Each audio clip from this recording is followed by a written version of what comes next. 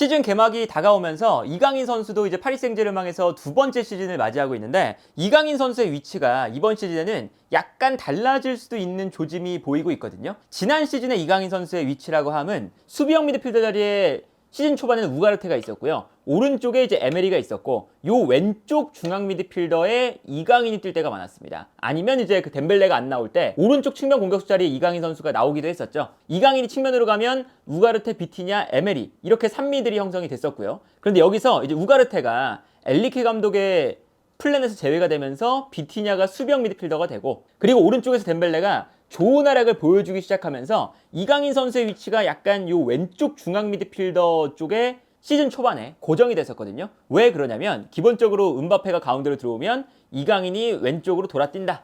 요거 때문에 그랬죠. 그리고 풀백 자리에는 오버래핑을 하는 유형이 아니라 3백을 만들어주는 유형의 리카 레안데스가 있었고요. 그러다 보니까 이제 이강인 선수가 요 역할을 아무래도 파비안 루이스나 뭐 비티냐가 나올 때도 마찬가지인데 측면으로 돌아뛰는 요 역할을 이강인 선수가 그래도 가장 잘했어요. 시즌 후반기에는 요 자리에 이제 파비안 루이스가 나왔죠. 이제 요 이유는 기본적으로 왼쪽 자리에 리카르안데스가 부상을 당하면서 누누 멘데스가 나오기 시작했습니다. 그렇기 때문에 이제 어떤 형태였냐면 하키미가 올라가면서 3백을 만들긴 만드는데 리카 에르난데스보다 누누 멘데스가 올라갈 때가 많잖아요. 그리고 올라가는 이 탄력을 파리 생제르맹도 활용을 해야겠죠. 그러다 보니까 음바페가 살짝 안으로 누누 멘데스가 올라갈 때 이제 여기서 이강인 선수처럼 올라가서 좀 플레이를 하는 게 아니라 약간 내려와서 3백을 만들어주는 선수가 필요했습니다. 그러다 보니까 이 자리에 파비안 루이스가 기용될 때가 많아졌죠. 이렇게 이제 3미들이 형성이 되면서 어쨌든 이강인 선수가 지난 시즌에는 요 왼쪽 중앙 미드필더 자리에 나오는 일이 많았었거든요. 그런데 프리시즌을 시작하면서 보니까 물론 이제 뭐 아직까지 파리 생제르맹이 완벽한 멤버는 아니지만 이강인 선수를 요 오른쪽 중앙 미드필더에 기용해 보려는 시도가 있습니다. 이 오른쪽 중앙 미드필더는 어떤 자리냐면 파리 생제르맹의 요 3미들에서 왼쪽은 조금 더 공격적인 자리일 때가 많고요. 오른쪽은 조금 더 밸런스를 잡아주는 역할일 때가 많아요. 그래서 예를 들면 하키미가 올라가고 3백을 만듭니다. 그러면 여기서 자연스럽게 덴벨레가 가운데로 들어오거나 아니면 하키미가 좀 가운데로 들어오면서 공격형 미드필더가 되죠. 그러면 이제 요 지난 시즌에 있었던 에메리가 약간 내려가면서 수비 라인 앞에 두 명의 미드필더가 위치하게 되는 이러한 이제 3-2 형태의 뭐 빌드업 전형이라고 보통 표현을 하잖아요. 이러한 형태의 빌드업을 만들어주는 역할입니다. 반면에 왼쪽은 살짝 올라가면서 공격형 미드필더 그리고 이제 아까 파비안 루이스처럼 누누 멘데스가 올라갔을 때는 반대로 이렇게 내려와서 밸런스를 맞춰주는 이러한 역할도 좀 상황에 따라 포함이 되겠죠. 어쨌든 이 왼쪽은 좀 공격적인데 오른쪽은 에메리가 좀 내려오는 역할이에요. 그런데 다음 시즌에 약간 바뀌는 건 어떤 거냐면 요 3미들에서 수비형 미드필더 자리에 네베스가 위치한다는 거죠. 그러니까 요 위쪽 두 명의 미드필더 자리에는 한 명의 선수가 올라가게 되는데 바로 그 선수가 지난 시즌 미드필더 라인에서의 에이스였던 비티냐라고 할 수가 있겠죠. 비티냐가 뭐 오른쪽에도 배치가 될 수 있고 왼쪽에도 배치가 될 수 있어요. 둘 다 배치가 될 수 있지만 어쨌든 한 칸 올라가게 되면 요 나머지 한 자리에 뭐 여러 번 말씀드렸지만 에메리, 뭐 파비안 루이스, 그리고 이강인, 그리고 아직까지 팀을 떠나지 않은 솔레르도 있고요. 지난 시즌에는 임대를 갔었지만 다시 임대에서 돌아온 모스카르두도 이제 어쨌든 명단에 있고 은두루라는 선수도 있거든요. 그러다 보니까 요 한 자리를 노리는 자원들이 기본적으로는 굉장히 많습니다. 당연히 뭐 가장 그 높은 순위에는 파비안 루이스, 이강인, 에메리 이 세 명의 선수가 좀 경쟁을 하겠죠. 그러다 보니까 자연스럽게 이제 어떤 형태가 만들어질 수가 있냐면 베스트 11이 복귀하면 아마 하키미와 누누 멘데스가 이번 시즌에 계속 기용이 될 거거든요. 그런데 엔리케 감독이 프리시즌에서도 변형 3백을 계속 쓰고 있어요. 이 변형 3백을 이제 어떠한 방식으로든 계속 씁니다. 지난 시즌에는 심지어 이 왼쪽 풀백 자리에 리카르안데스도 못 나오고 그리고 누누 멘데스도 없을 때는 왼쪽 자리에 그 프리시즌 때 기억을 해보면 그냥 측면 공격수를 여기 두고 역으로 이제 3백을 만들면서 하키미를 3백의 한 자원으로 쓸 때도 있었어요. 그런 걸 생각을 해보면 기본적으로 다음 시즌에도 변형 3백을 쓸 거거든요. 그러면 하키미가 좀 올라가게 됩니다. 그러면 자연스럽게 3백이 만들어지죠. 그러면 여기서 이제 아까 말씀드린 것처럼 이 오른쪽 중앙 미드필더의 역할은 살짝 내려가서 두 명의 이제 수비형 미드필더가 되어주는 거고 그리고 오른쪽에 있는 풀백은 가운데로 들어가거나 아니면 측면 공격수가 안쪽으로 들어올 때 올라가는 역할을 맡습니다. 그리고 여기에 대해서 요 이제 왼쪽 중앙 미드필더는 올라가서 공격형 미드필더처럼 플레이할 수도 있는 거고 그리고 이제 어떤 선수가 이제 왼쪽 측면 공격수에 영입이 될지 모르겠지만 만약에 왼쪽 측면 공격수의 성향에 따라서 가운데로 들어오는 성향이라면 누누 멘데스가 올라가고 왼쪽 미드필더도 살짝 좀 내려가서 3백을 만들어주는 이러한 형태가 될 가능성도 있죠. 근데 요 이제 어쨌든 약간 수비적으로 밸런스를 맞춰주는 요 왼쪽의 역할은 기본적으로 이강인 선수보다는 요 역할이 파비안 루이스라던가 비티냐에 조금 더 적합한 역할이죠. 반대로 이렇게 3백을 똑같은 3백을 만들어도 오른쪽은 내려오고 그리고 이제 측면 공격수가 왼쪽에서 벌려주는 선수가 온다면 한 칸 올라가서 공격형 미드필더처럼 플레이하는 이런 형태가 될 수 있으니까 그러면 이제 여기서 이강인 선수가 활용될 수가 있는 거죠. 근데 여기서도 이제 프리시즌에 보면 요 자리에 이제 아센시오를 실험하기 시작했어요. 그래서 아센시오가 요 올라가면서 약간 세컨드 스트라이커 및 이제 공격형 미드필더가 되는 요런 이제 역할로 아센시오를 기용하고 있는데 이렇게 되면 이 왼쪽 이제 공격적으로 올라가는 역할을 맡는 중앙 미드필더 자리도 이제 이강인 선수가 아센시오랑 경쟁을 해야 될 수도 있고요. 그리고 사실은 이 역할은 비티냐와 파비안 루이스도 가능은 합니다. 파비안 루이스가 스페인에서는 이러한 역할로 뛰기도 하고요.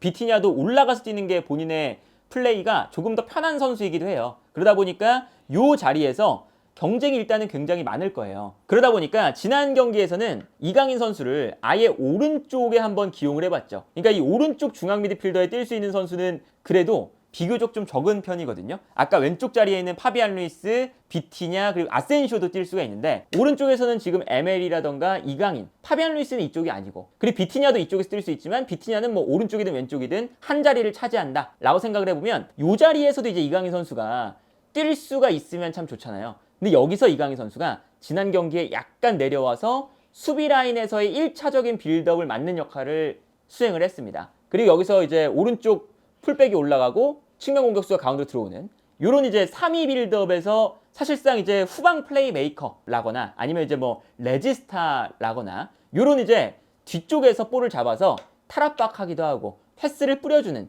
이러한 역할을 수행을 한 거죠. 이게 아마도 다음 시즌에 주앙 네베스와 이강인이 같이 뛰게 된다면 요 조합이 나름 괜찮을 수도 있어요. 주앙 네베스가 그 지난 프리시즌 경기에서는 이 왼쪽 미드필더에 나왔었거든요. 그래서 주앙 네베스가 공격적으로 올라가기도 했어요. 이 주앙 네베스 자체가 수비형 미드필더도 되지만 중앙 미드필더 및 올라가서 플레이하는 것도 되는 선수거든요. 그러니까 주앙 네베스와 이강인 두 명의 선수가 배치가 된다면 두 선수가 기본적으로 볼을 잘 다루는 선수고 첫 번째 그리고 이 두 선수가 공간이 났을 때 커버를 잘하는 선수이기도 하죠. 헌신적인 선수들이고 그리고 여기에 더해서 올라갔다 내려왔다를 번갈아 가면서 할 수 있는 선수다 보니까 주앙 네베스가 벤피카에서도 이러한 역할이었거든요. 두 명의 수비형 미드필더가 기용이 되어 있을 때 주앙 네베스가 보통은 한쪽 선수가 올라가면 수비형 미드필더가 되는 역할이긴 했지만 때에 따라서는 주앙 네베스가 올라가고 나머지 선수가 이 뒷공간을 커버하는 이러한 역할이 되기도 했었어요. 그러다 보니까 이강인과 주앙 네베스가 같이 뛰게 된다면 주앙 네베스가 벤피카에서 뛰었던 것처럼 플레이가 가능할 수도 있는 거죠. 예를 들면 왼쪽에는 주앙 네베스, 오른쪽에는 이강인 두 명의 이제 후방 플레이메이커를 두고 파리 생제르맹이 빌드업을 할 때 조금 더 편안하게 빌드업을 가져가면서 유연하게 공격을 만드는 이러한 형태가 될 수가 있습니다. 그래서 주앙 네베스와 이강인을 거쳐서 앞쪽에 있는 선수에게 전달이 되는 이러한 형태가 아마 되지 않을까 싶고 그리고 주앙 네베스의 성향을 생각한다면 이강인 선수가 한 칸 올라갈 때 살짝 주앙 네베스가 들어오고 이강인이 오른쪽에서의 공격 작업에도 어느 정도 참여를 하는 이런 형태가 좀 가능하지 않을까. 그래서 이강인 선수가 지난 시즌에 뛰었던 역할 그리고 아무래도 이강인 선수가 원래 잘하는 역할은 이 2선 라인에서 뛰는 거잖아요. 그래서 이제 이강인 선수가 마지막 파이널 패스를 찔러주는 게 이 선수의 가장 큰 강점인데 이 역할에서 뛰면 조금은 달라지지만 어쨌든 1차적인 빌드업을 수행하면서 패스를 뿌려줄 수 있는 역할을 수행하고 탈압박도 가능하고 그리고 볼 소유를 잃어버리지 않는다는 것에 가장 큰 강점이 있죠. 왜냐하면 파리 생제르맹이 지난 시즌에도 이제 수비 라인 바로 앞에서 이제 뛰는 선수들이 비티냐를 제외하면 볼을 빼앗기는 경우가 너무 많았어요. 그래서 1차적인 빌드업을 하다가 뺏겨서 실점하는 경우가 상당히 많았죠. 그래서 이강인과 주앙 네베스가 이 수비형 미드필더를 뛴다면 확실하게 볼을 소유해 줄 수 있다는 장점이 있거든요. 이 지난 경기 프리시즌의 장면인데 이강인 선수가 솔레르와 함께 수비 라인 앞에 위치하고 있어요. 그러다 보니까 여기서 이강인을 거쳐서 패스가 넘어가는데 이강인이 수비 라인 앞에서 볼을 잡는 순간 상대 수비의 강한 압박에 둘러싸이게 되죠. 근데 여기서 이강인이 버텨내면서 볼을 잡아서 반대편으로 전환시켜주기 때문에. 그리고 이게 이강인의 가장 큰 장점이죠. 볼을 안 뺏긴다는 거. 그리고 본인에게 수비를 쏠리게끔 만든 다음에 반대편으로 전환시켜주는 게 이강인의 장점이다 보니까 여기서 자연스럽게 탈압박하는 모습을 볼 수가 있고, 주앙 네베스도 마찬가지입니다. 여기서 주앙 네베스가 두 명의 수비형 미드필더 라인에서 왼쪽에 배치가 되어 있는데, 여기서도 수비수들이 주앙 네베스를 압박하기 시작해요. 근데 여기서 주앙 네베스가 패스를 줄 만한 곳이 지금 없는 상황에서 요 사이를 비집고 드리블이 됩니다. 그래서 볼을 빼앗기지 않고 요 좁은 공간 사이를 계속 드리블 해나가면서 3명 사이를 비집고 나가죠. 이런 모습을 보면 이강인과 주앙 네베스가 요 수비 라인 앞에 있다는 건 그만큼 파리 생제르맹이 다음 시즌 조금 더 후방 빌드업에 있어서 엔리케 감독이 좋아하는 스타일의 빌드업이 될 가능성도 있다. 기본적으로 지난 시즌에 우가르테를 수비형 미드필더 자리에 실험을 하다가 엔리케 감독이 완전히 제외해버린 이유가 우가르테가 볼을 잘 못 다루기 때문이거든요. 그리고 이제 이 자리에 에메리가 있었지만 어쨌든 에메리도 이강인만큼의 이제 볼 소유 능력이라던가 이제 압박을 받을 때 탈압박을 하는, 뭐 버텨내는 그런 유형은 아니에요. 에메리 같은 경우는 경기장을 넓게 뛰어다니면서 수비적으로도 그렇고 공격적으로도 그렇고 계속 이제 도움을 주는 스타일이고, 물론 에메리도 탈압박 능력이 있지만 기본적으로 압박을 받을 때 볼을 가장 안 뺏기는 선수는 현재 파리 생제르맹에서 이강인이 독보적이긴 하거든요. 그리고 지난 경기에서 또 실험했던 것 중에 하나가 하키미가 없을 때의 그런 형태도 지금 엔리케 감독이 실험을 좀 하고 있어요. 그러니까 하키미가 경기에 나올 때가 있지만 또 못 나올 때도 있잖아요. 아무래도 파리 생제르맹에 중앙 미드필더가 워낙에 많다 보니까 에메리를 오른쪽 풀백에 기용하는 것을 지난 시즌에도 몇 번 썼었죠. 에메리를 오른쪽 풀백에 기용하면서 오른쪽에 에메리, 주앙 네베스, 비티냐, 그리고 미드필더 라인에 이강인까지 이렇게 4명의 선수를 쓸 수도 있습니다. 그리고 심지어는 지난 프리시즌 경기에서는 왼쪽에 솔레르를 풀백으로 썼어요. 그러니까 미드필더를 이렇게 되면 하나, 둘, 셋, 넷, 5명을 쓰게 되는 거죠. 이렇게 되면 이제 어떤 모습이 나오냐면 중앙 미드필더를 풀백에 둔다는 건 결국 안쪽으로 들어오게끔 만들겠다는 거거든요.